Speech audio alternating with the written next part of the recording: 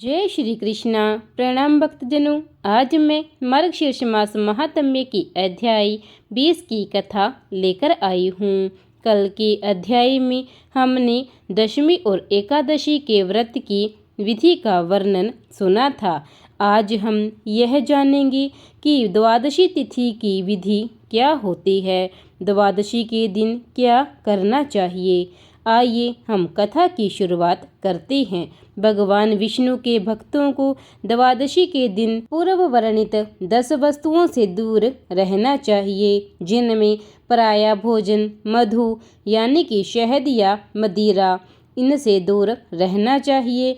उसे मर्दन आदि लेप आदि लगाने से भी दूर रहना चाहिए तथा उसे इस मंत्र को दोहराना चाहिए। आज मैं पुण्यदायक और पवित्र द्वादशी मना रहा हूँ। यह पवित्र और पापों का नाश करने वाली है। हे गरुड़ स्वरूप प्रभु, मैं अपना व्रत समाप्त कर दूंगा। भगवान विष्णु को प्रसन्न करने के लिए मैंने संयम और व्रत का सहारा लिया है। आपकी कृपा से मैं आज एक श्रेष्ठ ब्राह्मण को भोजन कराऊंगा।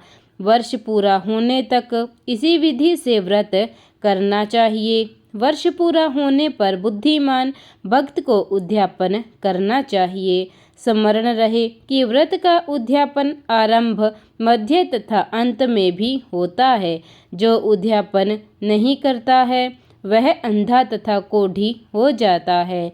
अतः भक्त को अपनी क्षमता और सामर्थ्य के अनुसार उद्यापन करना चाहिए।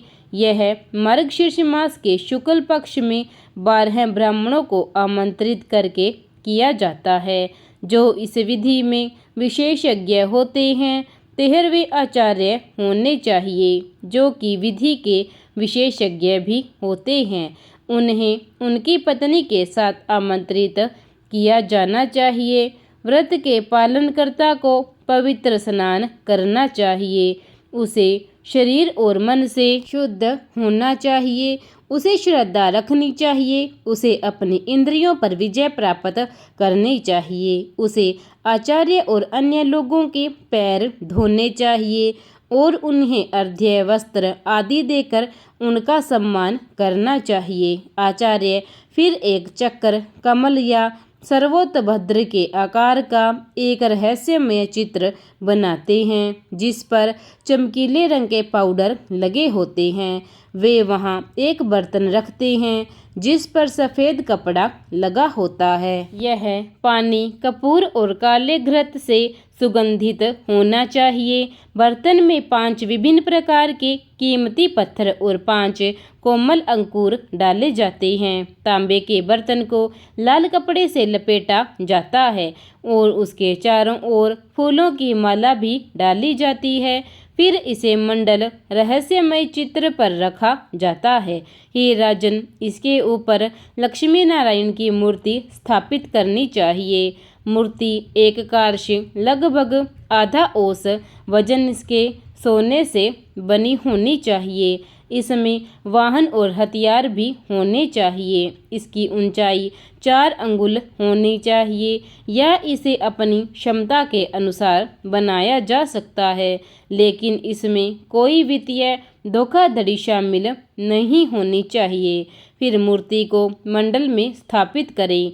व्रत को अखंड रखने के लिए सभी 12 माह के अधिपति की पूजा करें।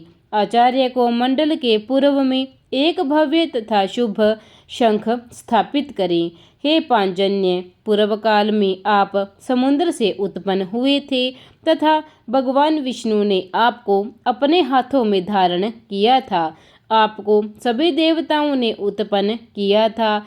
आपको नमस्कार है। तत्पश्चात उसे मंडल के उत्तर में एक ऊंची भूमि पर वेदी बनानी चाहिए। संकल्प के बाद वेदों में वर्णित वैष्णव मंत्रों के साथ हवन की आहुति देवी। उसे अपने स्थान पर भगवान विष्णु को स्थापित करना चाहिए। उसे भगवान हरि को स्थापित करना चाहिए और पुरुष सूक्त तथा पुराणों के शुभ मंत्रों से उनकी पूजा करें।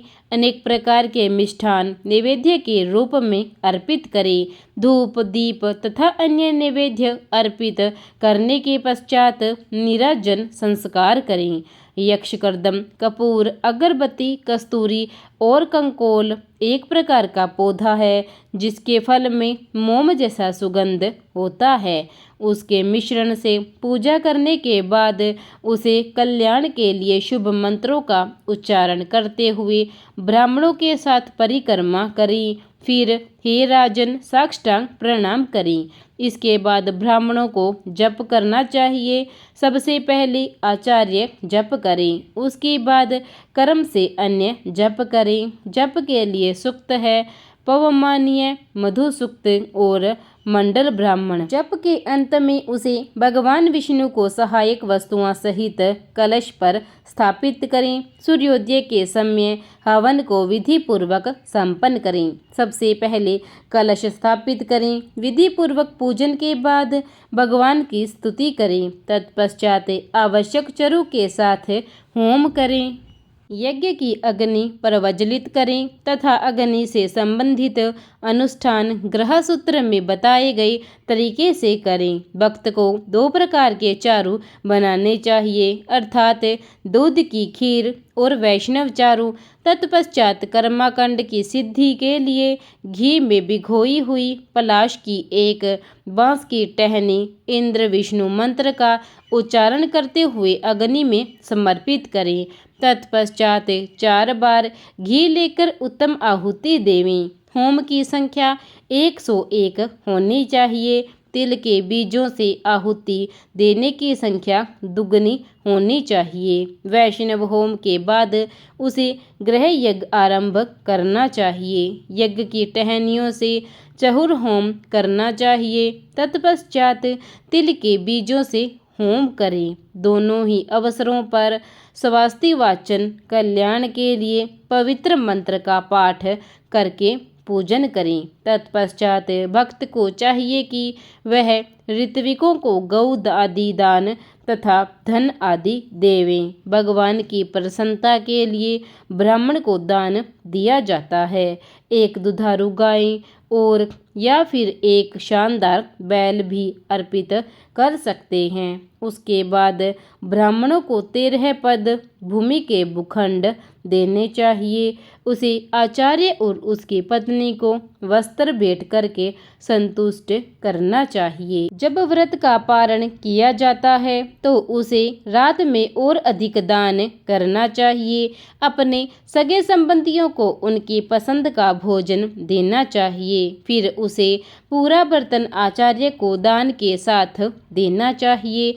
पूर्ण कलश अर्पण करने से मनुष्य का कार्य सिद्ध होता है। उसे उपवास व्रत का लाभ प्राप्त करना चाहिए तथा तीर्थ में स्नान करना चाहिए। उसने ब्राह्मणों से वार्तालाप किया है, अतः उसे इसका पूरा लाभ मिलेगा। यदि वह पहले ही एकादशी व्रत कर चुका हो परंतु घर में पर्याप्त धन न हो तो उसे अपनी क्षमता के अनुसार उद्यापन व अन्य संस्कार करने चाहिए। इसी प्रकार मार्गशीर्ष मास महात्म्य के अध्याय 20 का अध्याय यहीं समाप्त होता है और साथ ही अखंड एकादशी व्रत का संपूर्ण वर्णन का समापन होता है। प्रेम से बोलिए जय श्री कृष्ण।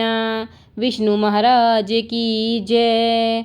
प्रिय भक्तजनों, अगर आपको मेरी कथा अच्छी लगी हो और आप नित्य मेरे महात्म्य सुनना चाहते हैं तो मेरे पेज को सब्सक्राइब कर लीजिए और महात्म्य को लाइक और कमेंट अवश्य कीजिए। धन्यवाद।